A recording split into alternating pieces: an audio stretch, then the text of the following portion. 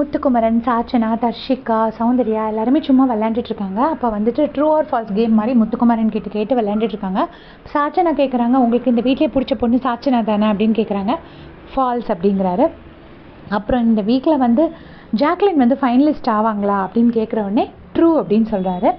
உடனே நீங்களும் ஜாக்லின் தான் ஃபைனலிஸ்ட் ஆவீங்கன்னு நினைக்கிறீங்களான்னதுக்கும் ட்ரூ சொல்கிறாரு. சொல்லிவிட்டு அவர் என்ன சொல்கிறாருன்னா, சௌந்தர்யாவும் இந்த வீட்டில் ஒரு ஃபைனலிஸ்ட் தான் அப்படிங்கிறாங்க அப்படின்னு முத்துக்குமரன் சொல்கிறாரு.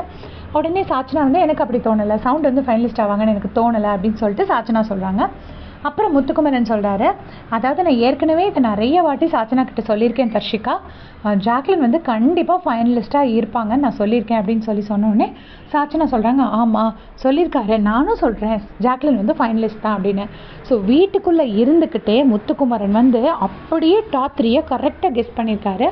ஸோ விஜய் விஷால் அங்கேயும் இங்கேயுமே ஆஸ்லேட் ஆகிட்டு இருந்தாலும் கண்டிப்பான டாப் 3ங்கிறது வந்து முத்துக்குமரன், சௌந்தர்யா அண்ட் ஜாக்லின் தான். இதில் எந்த மாற்று கருத்தும் கிடையாது. ஸோ அதை கரெக்டாக கெஸ் பண்ணிட்டாரு. இப்போ எத்தனையோ பேர் வந்து வீட்டுக்குள்ளே இருந்துட்டு இது வரைக்கும் உள்ள எல்லா சீசன்லேயுமே ஒரு டாப் ஒரு கண்டஸ்டண்ட்டை கண்டுபிடிக்கலாங்க. ஒருத்தர் ரொம்ப ஷைன் பண்ணுவாங்க, அவங்கள நீங்கள் கண்டுபிடிக்கலாம். அட்லீஸ்ட் ஒரு டாப் 2 கண்டஸ்டன்ஸை கண்டுபிடிக்கலாம். ஏன்னா ஒரு ஹீரோ இருப்பாங்க, ஒரு வில்லன் இருப்பாங்க, நீங்கள் அவங்கள கண்டுபிடிக்கலாம்.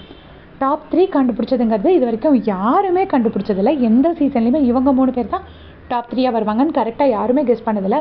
ஸோ அவர் வந்து கேமை கரைச்சி குடிச்சிருக்காரு. ப்ளஸ் அவரோட ஹானஸ்டி வச்சு விளையாடுறதுல அவரால் கரெக்டாக கெஸ் பண்ண முடியுது.